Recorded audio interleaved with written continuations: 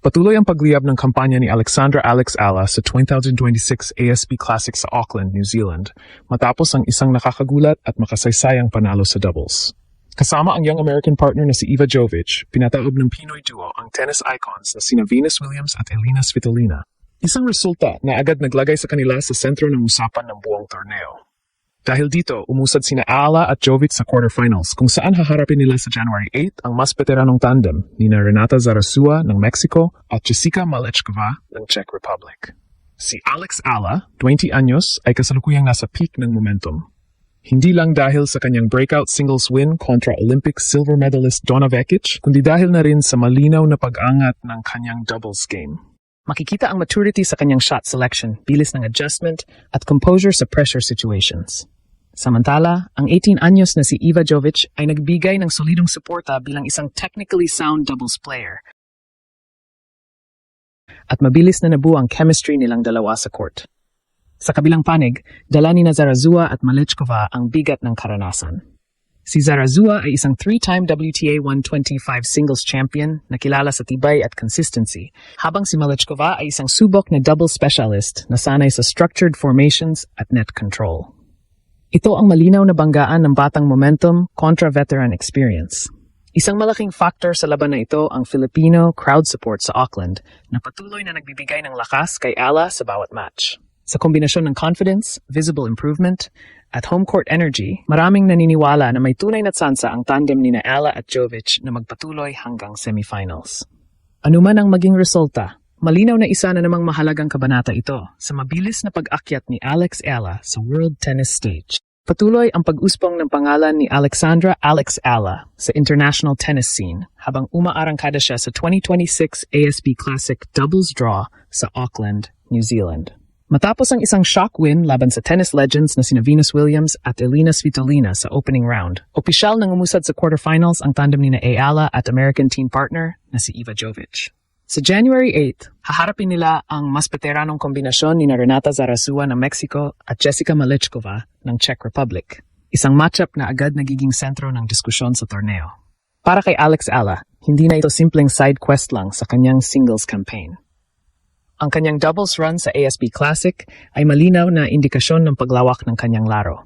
Sa edad na 20, makikita ang malaking improvement sa kanyang court awareness, decision-making, at composure sa high-pressure points.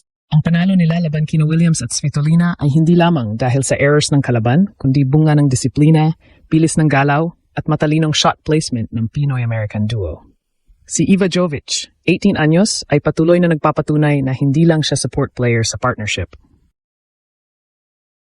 Bilang isang young doubles-oriented prospect, nagdadala siya ng consistency mula baseline, maayos na net coverage, at maturity na bihira makita sa kanyang edad.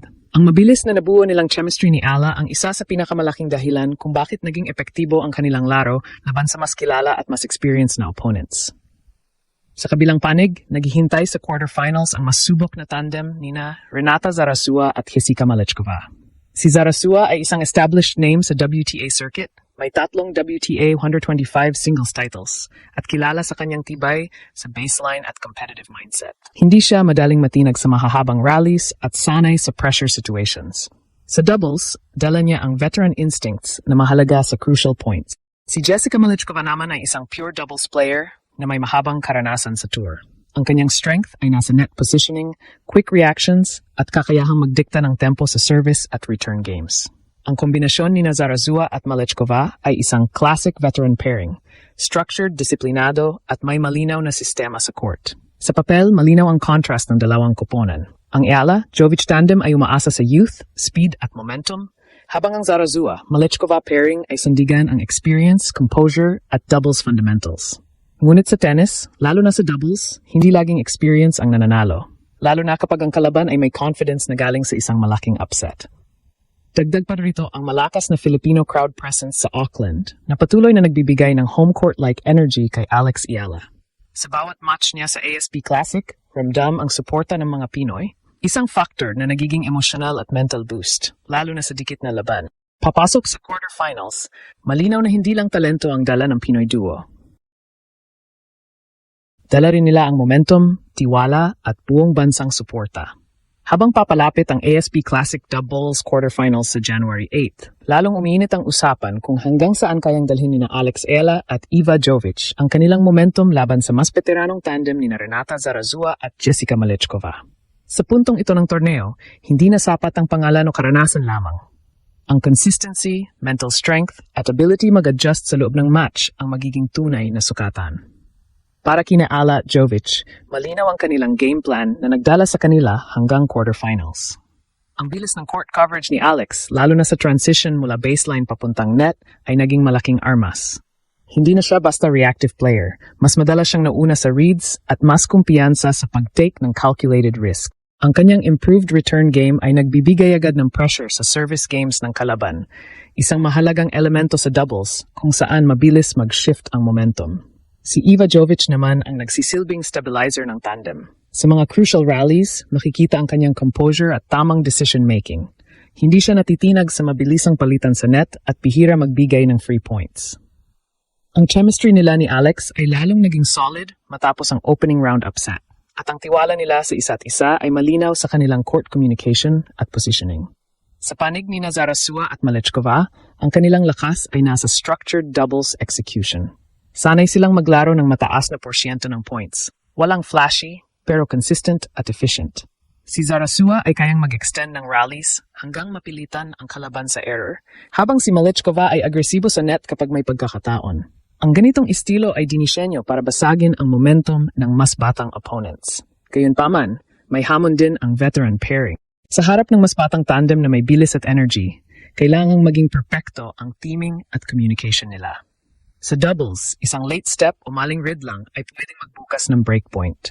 At dito pumapasok ang isang hindi dapat maliitin na factor, ang crowd. Sa Auckland, patuloy na lumalakas ang suporta ng Filipino community para kay Alex Ela. Sa bawat sigaw at palakpak, nagkakaroon ng emotional lift ang Pinoy duo, lalo na sa mga dikit na puntos. Ang ganitong atmosphere ay madalas maglagay ng dagdag na pressure sa mas experienced players na biglang nagiging target ng crowd energy. Sa kabuuan, ang quarterfinal matchup na ito ay malinaw na banggaan ng dalawang direksyon ng tennis. Ang rising momentum ng bagong henerasyon laban sa calm control ng veteranong sistema. Para kina Ala at Jovic, panibagong pagkakataon ito upang patunayan na ang kanilang panalo sa opening round ay hindi aksidente. Para kina Zarazua at Malechkova, ito ay isang test kung kaya pa nilang pigilan ang alon ng isang Pinoy-led surge na suportado ng buong arena. Ano man ang kalabasan, malinaw na ang lalaban na ito ay higit pa sa isang quarterfinal match. Isa itong sukatan kung gaano kalayo na ang narating ni Alex Ela.